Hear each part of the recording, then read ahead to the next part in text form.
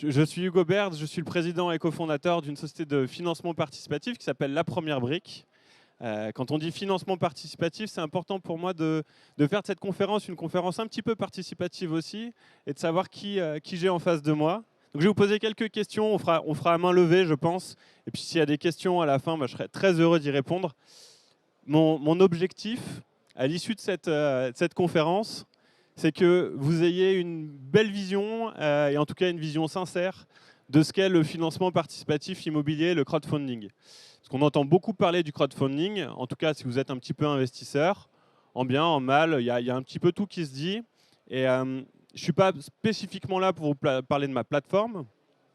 Moi, je suis là pour vous parler du financement participatif, qui est quelque chose auquel je crois fondamentalement, parce que je pense que c'est un très bon outil de financement, de reprise du pouvoir sur des choses qui ont beaucoup de sens.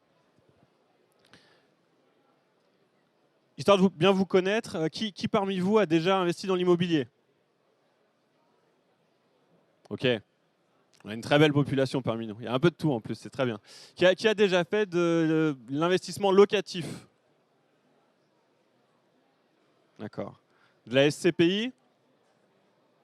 Ok. Et la question qui fâche, du crowdfunding immobilier? Ah, il y en a quelques-uns quand même. Ok. Bon. Vous êtes beaucoup à avoir investi dans l'immobilier et ça se comprend. On regardait une étude de BuzzFeed Goliath pour Ouest France la dernière fois, qui nous disait que 58% des Français espèrent devenir riches en investissant dans l'immobilier. Et c'est quelque chose qu'on comprend assez bien, c'est très français ce phénomène. Pourquoi? Parce que l'immobilier, c'est quelque chose qui rassure, qui est solide, vous avez un sous-jacent qui est existant. Et finalement, vous pouvez prendre votre voiture, aller voir votre actif, il est toujours là, ça a un côté quand même très rassurant. Donc les Français aiment beaucoup l'immobilier, et a fortiori, le plus simple, et pour un grand nombre de personnes, ça va être l'immobilier locatif. Okay. Bon. Aujourd'hui, l'apport moyen pour investir dans l'immobilier, ça c'est une étude meilleurtaux.com, il est de 131 238 € quand vous êtes en Île-de-France, donc à Paris, et de 81 294 € quand vous êtes en région. Donc quand on s'est dit ça, pourquoi pas? Ce que ça implique, c'est quoi? C'est que finalement, vous achetez un bien, vous allez le mettre en location, ce bien, il va générer du revenu, il va aussi générer un petit peu d'ennui, un petit peu de travail, c'est-à-dire que vous allez devoir gérer vos locataires, vous allez devoir gérer les vacances quand vos locataires partent. Alors, vous avez bien sûr des agences qui peuvent le faire pour vous, mais ça vous prend des frais. Bon, bref, c'est une certaine complexité à gérer, c'est du temps. Et c'est la première option. C'est la première option à laquelle tout le monde pense. Mais c'est une option qui nécessite, et c'est là qu'on intervient, de mettre 131 238 € en moyenne, si vous investissez à Paris, dans un actif. Là où finalement, nous, notre credo, c'est de dire, vous pouvez diversifier, vous pouvez déléguer totalement la gestion, et vous pouvez n'avoir aucun frais sur votre investissement. On va y venir. Si vous n'investissez pas sur l'apport, sur l'investissement locatif, qu'est-ce que vous avez comme solution? On en a parlé, vous avez les SCPI. Donc les SCPI, qu'est-ce que c'est? C'est une société qui est constituée dans laquelle vous prenez des parts, et cette société, elle va investir dans différents actifs sur un cahier des charges qui a été défini à l'avance avec vous, mais finalement, ce n'est pas vous qui sélectionnez les biens. C'est pas, vous avez un pouvoir qui est quand même relativement limité. Vous avez des frais à l'entrée, sauf quelques plateformes qu'on connaît tous, et vous avez des frais à la sortie.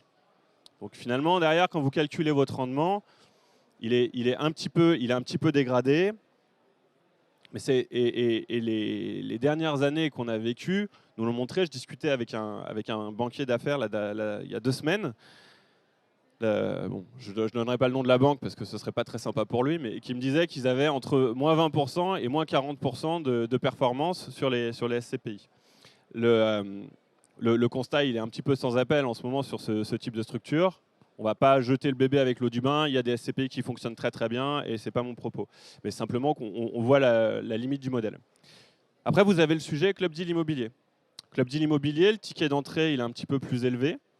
vous faites un tour de table avec en moyenne, enfin, en général, moins de 150 personnes, parce qu'on est sur un article du Code de commerce qui le permet. Ce n'est pas un appel public à l'épargne, c'est vraiment 150 personnes qui se réunissent avec un ticket un petit peu plus élevé, en général des frais, et puis soit vous partagez la marge de l'opération, mais du coup vous partagez aussi le risque de façon assez importante, soit vous prêtez de l'argent à un opérateur, vous achetez le bien, et derrière, au moment de la revente, vous récupérez un gain. Le ticket d'entrée, là, il est un petit peu plus important, et donc vous allez vous retrouver dans une situation où la diversification est peut-être un petit peu plus compliquée. Et ensuite, tadam, on y arrive, vous avez le crowdfunding immobilier. Le crowdfunding immobilier ou financement participatif immobilier, c'est le moyen le plus direct pour le plus grand nombre de financer des opérations immobilières. C'est-à-dire que c'est une communauté d'investisseurs qui s'inscrit sur une plateforme, sur une ou plusieurs plateformes, et qui va prêter son argent, et c'est vraiment un prêt.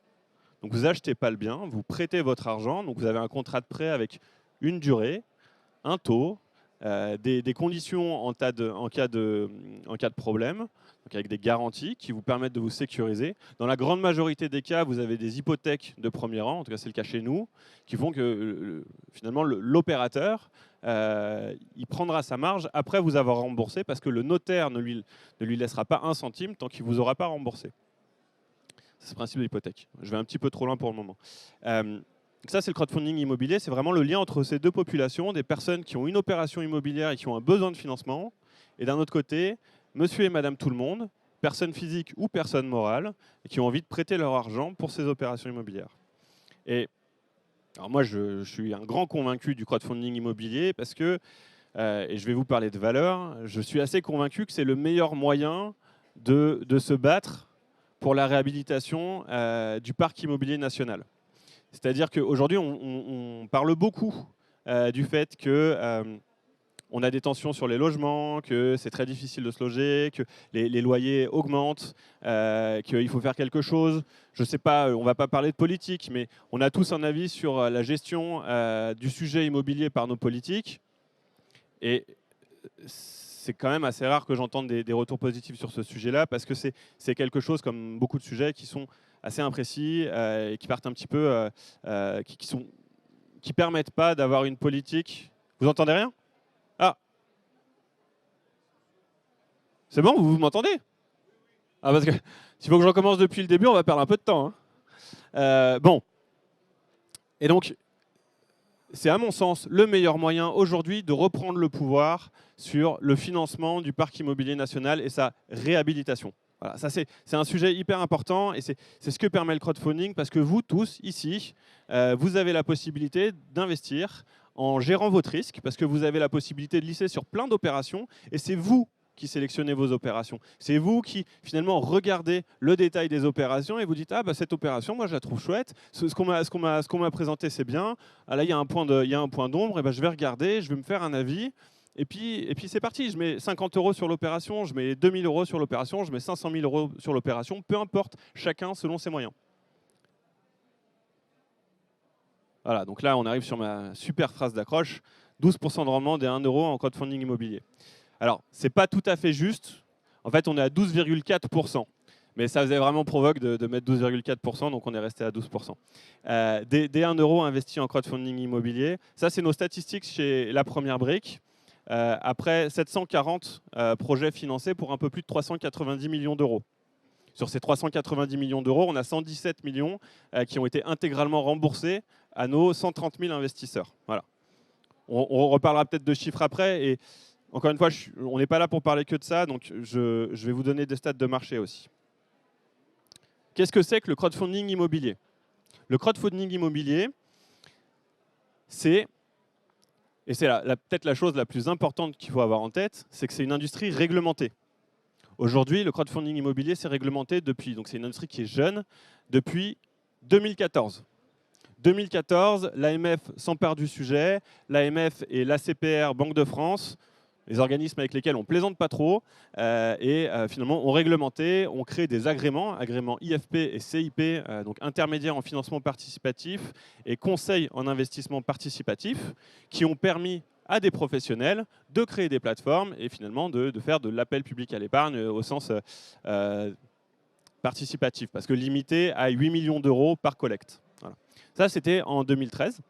Depuis, finalement, il y a pas mal de plateformes qui se sont créées et l'Europe s'est emparée du sujet. Et en 2023, l'ESMA, l'autorité de contrôle et de régulation de l'Union européenne, a demandé à ce qu'on uniformise, donc en 2021, pardon, je dis une bêtise, la réglementation. Et donc depuis 2023, il faut un statut de PSFP, prestataire de services de financement participatif, pour faire cette activité et pour proposer des opportunités à des investisseurs. Et bien sûr, chez la première brique, on l'a. Et chez toutes les statistiques que je vais vous donner, c'est des statistiques de plateformes qui l'ont également. Je surveille le temps parce que j'ai tendance à être très bavard. On est bien. Donc c'est une industrie réglementée. Qu'est-ce que ça veut dire? Ça veut dire que pour avoir cet agrément, il faut passer au feigne-pain de l'autorité des marchés financiers. Il y a tout un dossier, ça prend une petite année de devenir prestataire de services de financement participatif. Et ensuite, on a une obligation de reporting. C'est-à-dire que si vous allez sur n'importe quelle plateforme de financement participatif, elle a une obligation de transparence sur un template qui est uniformisé, qui est le même pour tout le monde, de communication de ces chiffres. Combien vous avez collecté, combien vous avez remboursé, sur quelle année, et de façon à finalement amener un maximum de transparence à l'ensemble de ces investisseurs sur la qualité de son produit. Chose que vous trouvez plus difficilement sur une banque. Je me permets ce petite remarque. Voilà, donc une industrie réglementée, au rendement égale risque, on ne pouvait pas ne pas en parler. 12% de rendement, ça veut dire qu'il y a un risque. Ok. Ça veut dire qu'il y a un risque pour plein de raisons. Parce qu'une personne qui vient se financer à 12%, la question assez naturelle qu'on peut se poser, c'est pourquoi il ne va pas se financer en banque? Dans la grande majorité des cas, les gens qui viennent se financer chez nous, ils viennent se financer chez nous parce que c'est des marchands de biens ou des promoteurs immobiliers qui sont dans des situations où ils vont faire un coup de fusil, c'est-à-dire une très bonne opération, et ils ne peuvent pas attendre les 4 mois de délai bancaire pour dire à leur acquéreur « c'est bon, j'achète ». Ils ont besoin, nous on donne une réponse de principe en 72 heures, réponse de principe, suite à laquelle on constitue une data room, exactement comme un établissement bancaire, et on va auditer finalement, on a 8 analystes en interne qui vont analyser la totalité du dossier, et pas pour le garder en interne, pour vous le présenter. Parce que c'est vous les investisseurs, c'est vous qui financez ces opérations, et c'est vous qui dites bah oui, cette opération elle me plaît, cette opération elle ne me plaît pas. Sur les 740 opérations qu'on a financées à date, on en a de mémoire 4. Nos investisseurs n'ont pas été convaincus. Bah ok, vous êtes juge de paix, l'opération on la sort, on est désolé pour le porteur de projet, on lui explique, on essaye de lui trouver d'autres solutions, mais c'est vous qui sélectionnez vos opérations et qui finalement faites le succès de l'opération derrière sur le financement. Donc, face à ces risques, nous, qu'est-ce qu'on fait? On fait déjà un audit très approfondi, qu'on vous présente de façon très détaillée. C'est-à-dire que si vous allez sur le site internet de la première brique, vous avez une partie sur le porteur de projet, une partie sur l'opération, une partie sur la société de projet. Vous avez tout le bilan de l'opération. Donc, c'est aussi, si on a un peu de curiosité intellectuelle, c'est assez intéressant de voir comment il constitue son opération, de se faire un avis sur la qualité de son opération. Il y a peut-être des vrais férus d'immobilier parmi vous qui pourraient apporter un regard critique. Et d'ailleurs, on adore ça, nous, échanger avec nos différents investisseurs sur qu'est-ce que vous pensez de cette opération, elle est bien, elle n'est pas bien. Voilà. Et on répond bien sûr à toutes les questions que vous pouvez avoir. L'idée, c'est que vous ayez une vraie certitude quand vous investissez, parce que c'est votre décision d'investissement. Bon, on ne va pas s'arrêter là. La sécurité et finalement plus largement la confiance, c'est notre industrie. Donc, on met des garanties sur les dossiers. Dans la grande majorité des cas, j'en parlais tout à l'heure, on met des hypothèques de premier rang. Qu'est-ce que c'est qu'une hypothèque de premier rang? Je pense que la majorité d'entre vous le savent, mais notre vocation, c'est de parler à un maximum de gens. Oh là là, plus que 5 minutes. Je le savais, je suis trop bavard. Une hypothèque de premier rang, c'est une garantie qui fait que le notaire ne peut pas décaisser les fonds au porteur de projet s'il ne vous a pas remboursé. Voilà. On appelle ça une main levée hypothécaire. S'il n'a pas sa main levée hypothécaire, le notaire ne remboursera pas le porteur de projet. Donc ça sécurise relativement bien. Jusqu'à 12% de rendement, et je pense que je vais me faire je vais me faire taper dessus par ma responsable marketing parce qu'elle m'avait dit que je serais trop long. Jusqu'à 12% de rendement, donc effectivement, les rendements, ils sont entre 11 et 13%. Ils sont entre 11 et 13%, ils sont payés par le porteur de projet, au même titre que les frais de plateforme. C'est-à-dire qu'aujourd'hui, une personne qui investit 1 euro sur la première brique ou qui investit 200 000 euros sur la première brique, notre record de ticket, je crois qu'il est à 553 000 euros sur une opportunité. Il n'avait pas très bien compris le principe de diversifier, où il avait un énorme patrimoine, mais voilà. Et cette personne-là, quand vous investissez sur tous ces projets, vous avez 12% de rendement. Et on va être entre 11% et 13% de rendement selon les opportunités. En ce moment, on a une opportunité qui vient de sortir, là, qui a 13% de rendement. C'est le plus gros taux qu'on ait fait. Je pense qu'elle va partir très très vite. Qui s'appelle, je ne l'ai plus en tête, Riviera, non, l'Olivier, pardon. L'Olivier. Sur 24 mois de mémoire. Sur 24 mois de mémoire. Mais 24 mois, finalement, c'est une durée qui est à titre indicatif. Parce que si l'opérateur vend son bien en 12 mois, bah, il nous rembourse en 12 mois. Et ça, faut bien l'avoir en tête. Et enfin, l'immobilier devient accessible sans aucun frais, à partir de 1 euro. La seule contrainte qu'on a, et ça on ne peut pas y échapper, enfin on en a deux, c'est la flat tax. Donc c'est la fiscalité qui est afférente à ce type de placement. Il faut que vous soyez majeur pour investir. Donc il faut, parce que vous avez une carte d'identité à passer et c'est la réglementation qui nous l'impose. Je vais vous parler des chiffres de l'industrie parce que je vous l'ai promis. Aujourd'hui, le crowdfunding immobilier, c'est 6,3 milliards d'euros financés. 2,9 milliards d'euros remboursés. Ça, c'est une étude Mazars, cabinet d'audit un petit peu connu, et France FinTech, dont j'ai vu la directrice générale il n'y a pas longtemps, qui est peut-être dans la foule, qui est notre organisation patronale. 260 000 investisseurs, donc ça reste une industrie qui est très jeune et qui a besoin de se faire connaître, qui a besoin d'être appréhendé par des investisseurs. Et je pense que vous êtes les profils idéaux parce que des investisseurs un petit peu aguerris, qui savent ce que c'est qu'investir, qui savent qu'un investissement, plus il est performant, plus il est risqué, mais aussi plus il est performant. Et donc, il faut diversifier pour lisser son risque. Il faut avoir une stratégie d'investissement. Et c'est 49 plateformes aujourd'hui qui existent, dont du coup la nôtre, qui a vocation, la première brique, à apporter vraiment beaucoup de simplicité. On est les seuls à être à partir de 1 euro. On a des statistiques qui sont, je vais dire, parmi les meilleures de l'industrie, si ce n'est pas les meilleures. Et tout ça, c'est public, encore une fois, vous le trouvez sur notre site internet. On a un rendement moyen de 12,4% et plus de 120 millions déjà remboursés à nos investisseurs. Ah oui, point important, quand vous investissez chez nous, vous créez un portefeuille en ligne, comme ce que vous faites sur, je sais pas, quand vous allez sur Bourseau, vous avez votre compte courant, sauf que vous n'avez pas de carte bleue, vous avez juste un porte-monnaie électronique. Ce porte-monnaie électronique, il vous sert à investir. L'argent que vous laissez sur le porte-monnaie électronique, il est rémunéré 5%. Il est rémunéré 5% par an, du coup, mais il est rémunéré tous les mois, en fonction du montant que vous avez investi le mois dernier.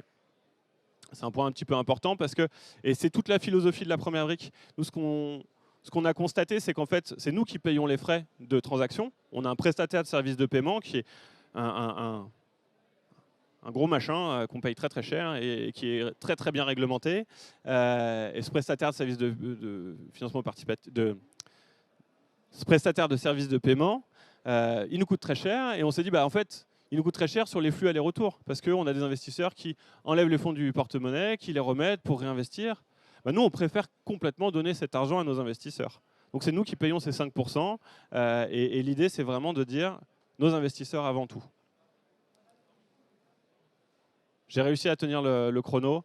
Et si finalement investir n'était pas plus une question de moyens mais d'envie, c'est la conclusion pour vous dire qu'on essaye de casser toutes les barrières pour vous donner le pouvoir de ce que vous financez, de choisir les opportunités dans lesquelles vous financez, dans lesquelles vous investissez, et pour finalement démarrer ou prolonger vos investissements sur du financement participatif immobilier.